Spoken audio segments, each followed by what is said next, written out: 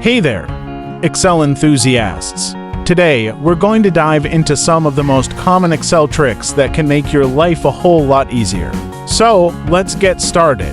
First up, did you know that you can use the F5 key to quickly jump to the first cell in your worksheet? It's a great time saver when you're working with large spreadsheets. Next, did you know that you can use the Ctrl Shift down arrow keys to quickly select all the rows in your worksheet? It's a quick and easy way to make sure you're working with all the data you need. And last but not least, did you know that you can use the Ctrl Shift up arrow keys to quickly select all the columns in your worksheet? It's a great way to ensure you're working with all the data you need. That's it for today's Excel tips. We hope you found these tricks helpful and that they'll make your Excel experience even better. Thanks for tuning in, and don't forget to follow and subscribe for more awesome tips and tricks. Until next time, happy Excelling!